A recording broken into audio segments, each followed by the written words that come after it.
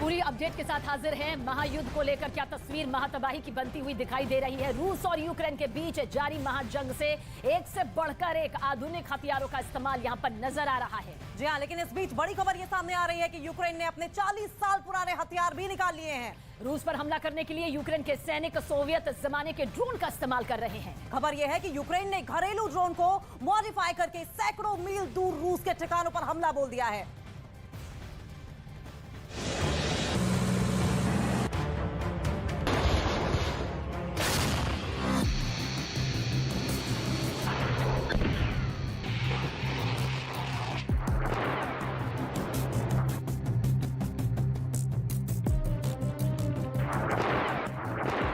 रूस और यूक्रेन के बीच चल रहे जंग के 10 महीने होने वाले हैं और इस जंग में यूक्रेन को भारी तबाही हुई।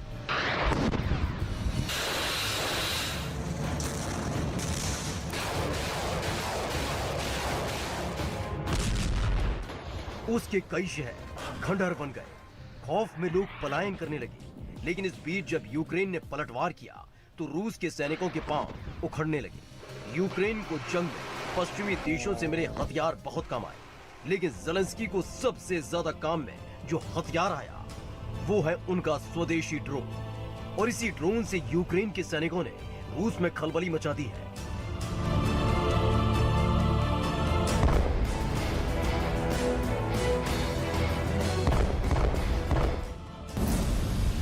रूस के खिलाफ सबसे घातक हथियार।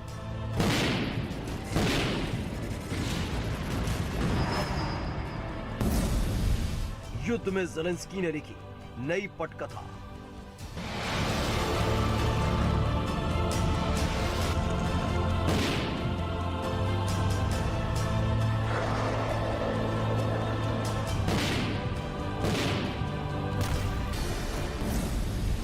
डूबते ज़ेलेंस्की को ड्रोन का सहारा।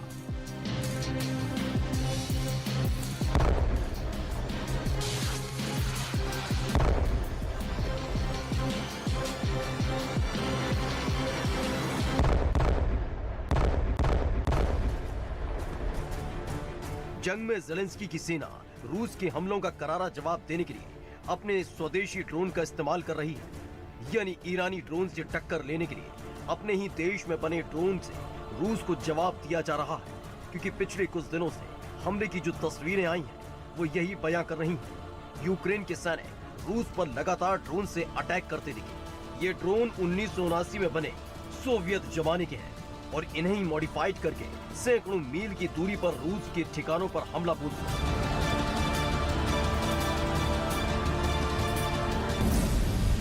जिन ड्रोन से रूस के ठिकानों पर हमला बोला गया उनमें से एक नाम है ट्यूपलोव Tu-141, जबकि दूसरे ड्रोन का नाम है ट्यूपलोव Tu-143।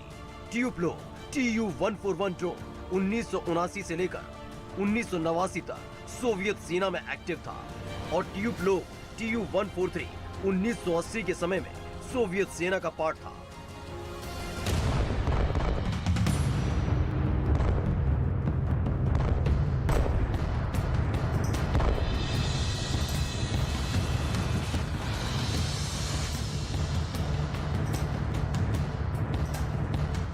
दरअसल ये ड्रोन काफी भारी थे और इन्हीं वजह से इन्हें इस्तेमाल में नहीं लिया जा रहा था।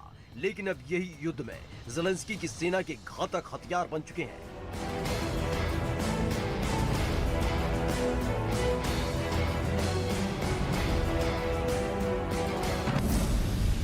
ट्यूपलोव Tu-141 मानव रहित जेट है। इसकी लंबाई 47 फीट से ज्यादा है। इसका विंग स्पैन करीब 12 फीट का है। ऊंचाई 8 फीट है। वजन 6000 किलो से ज्यादा है और रफ्तार 1100 किलोमीटर प्रति घंटा, यानी ये करीब 1000 किलोमीटर तक वार करने में सक्षम है।